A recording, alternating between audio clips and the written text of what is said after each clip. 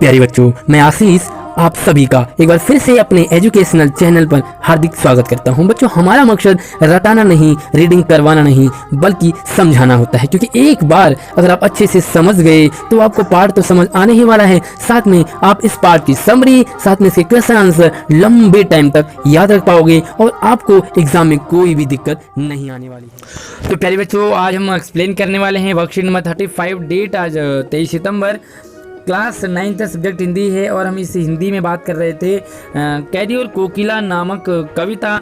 उसका part 3rd है, यानी कि तीसरा भाग है। पहला दूसरा हम अपने चैनल पर अपलोड कर चुके हैं।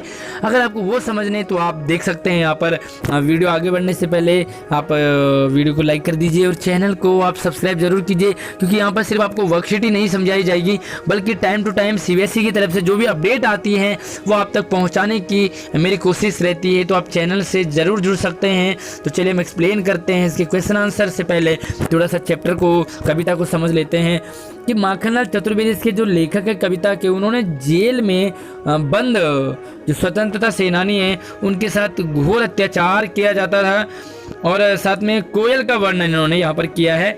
तो यहाँ पर अब दो चीज़ें हैं, पहला कैदी है, दूसरी कोयल है। कैदी लेखक स्वयं है और कोयल वो है जो आज़ाद है।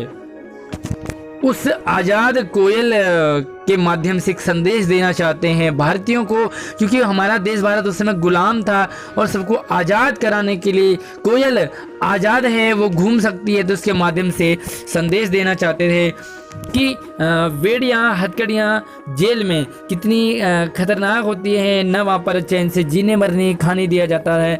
तो जेल की यातनाओं को यहाँ पर वर्णन किया है और उनसे बाहर निकलने का एक मतलब अंदर से एक हुंकार भरी है। साथ में कोयल समस्त देशवासियों को मुक्ति दिलाना चाहती है। वो आज़ादी के गीत गा रही है और उन्हें उकसा रही है जेल में लोगों को। तो चलिए हम बात कर लेते हैं कविता को। थोड़ा सा इसे आप मेरे साथ गुनगुना भी सकते हैं। यहाँ पर सब कुछ काला दिखाया है, क्योंकि काला दोस्तों अशुभ का संकेत होता है।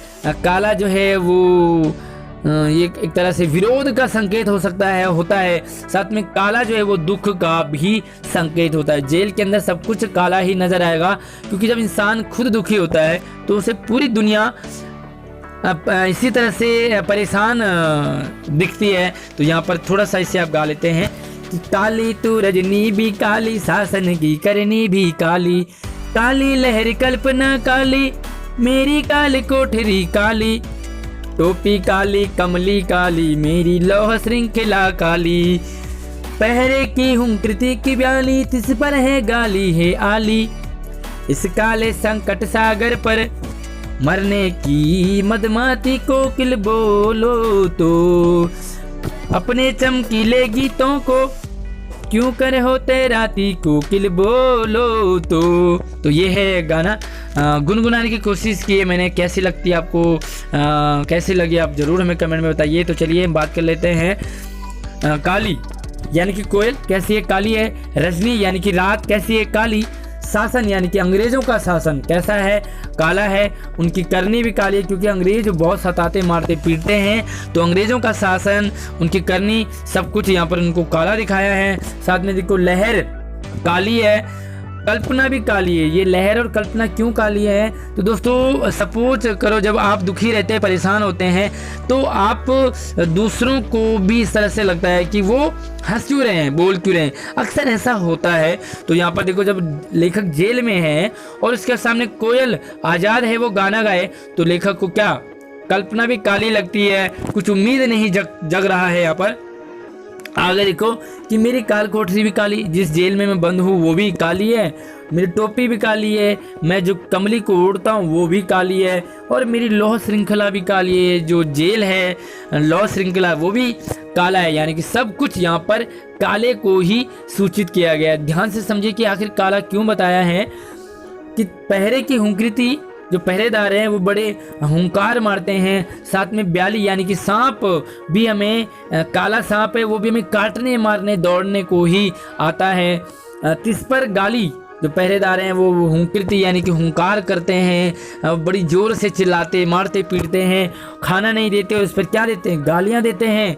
हेयाली संबोधित करते हैं यहाँ पर कोयल को कि इस काले संकट सागर पर मेरे ऊपर काला संकट छाया हुआ है जेल के अंदर, क्योंकि खाने पीने कुछ नहीं दिया जाता है, बहुत काम करवाया जाता है।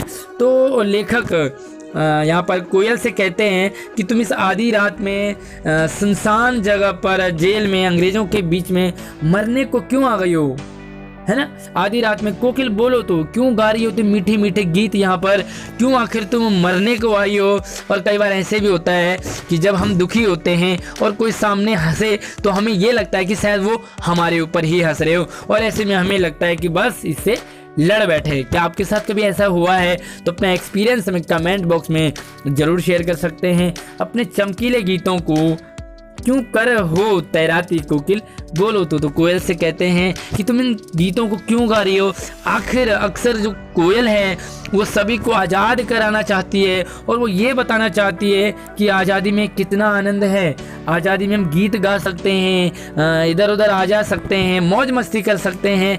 लेखक कोयल के माध्यम से उन अंग्रेजों के अधीन जो भारतीय जनता थी उस समय, उनको उकसाना चाहती है कि जेल से बाहर निकलो और इस विषम परिस्थिति में अंग्रेजों का डटकर सामना करो। तो यहाँ पर थोड़ा सा आप भावार्थ भी देख लीजिए कि इन पंक्तियों में अंग्रेजी शासन के दौरान जो यातनाएं दी जाती थी उनका वर्णन किया गया है। साथ में काले रंग को हमारे समाज में दुख और अशांति का प्रतीक माना गया है। तो यहाँ पर उन्होंने सभी चीज़ों को क्या बताया है, काला बताया है। तो चलिए पहला सवाल बहुत ही आसान आपके लिए कि कविता के आधार पर बताइए कि कवि की सारी कल्पना काली हो गई है, ऐसा क्यों हुआ है।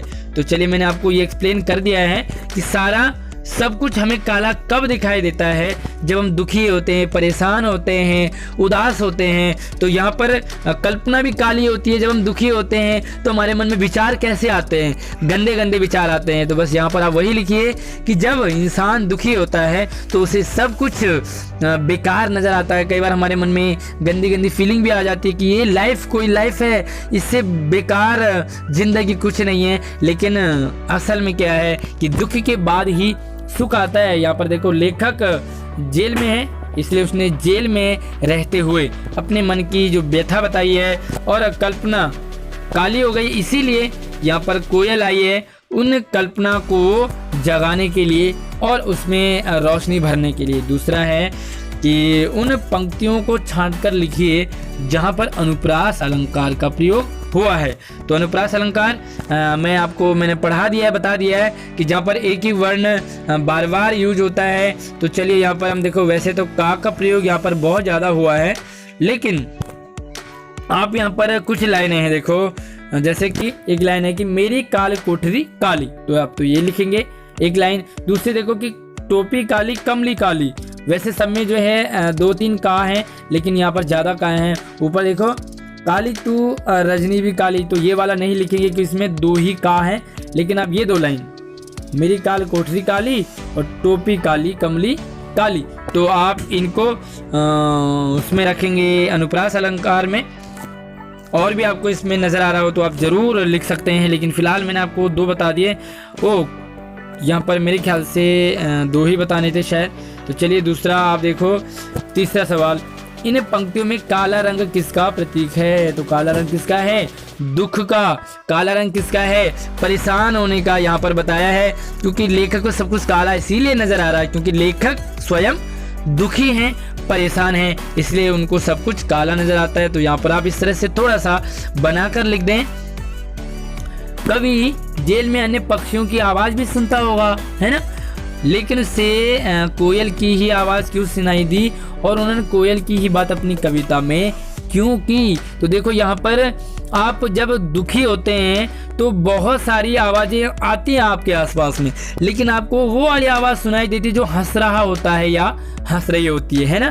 तो क्लास में भी अगर आप पढ़ते हैं, स्कूल में कई बार आप दुखी होते हैं और आपके क्लासरूम में बहुत सारी आवाज़ें आती हैं, लेकिन जो हंसने वाली आवाज़ आपको वो ज़्यादा दिखाई देती है कि शायद वो लड़की या वो लड़का मेरे ऊपर तो नहीं हंस रहा। तो यहाँ पर देखो कोयल को इसलिए, कोयल की बात इसलिए की है क्योंकि कोयल मीठा बोलती है ना, और जेल में जब उकसाना होगा बाहर निकालने के लिए, तो मीठी आवाज में आजाद पंछी कोयल ही होती है और कोयल ही संदेश सुना सकती है। यहाँ पर अगर हम किसी दूसरे को कह सकते जो कि जिसकी आवाज़ बेकार लगती है तो हमें लगता है कि अंदर ही ठीक है, लेकिन कोयल बाहर है, सुंदर गा रही है, तो हमारे मन में भी बाहर जाने का जरूर आएगा। तो कैसी लगी वीडियो हमें जरूर कमेंट में बताइए। वीडियो को लाइक करके शेयर कीजिए और चैनल को सब्सक्राइब करना बिल्कुल न भूलिए।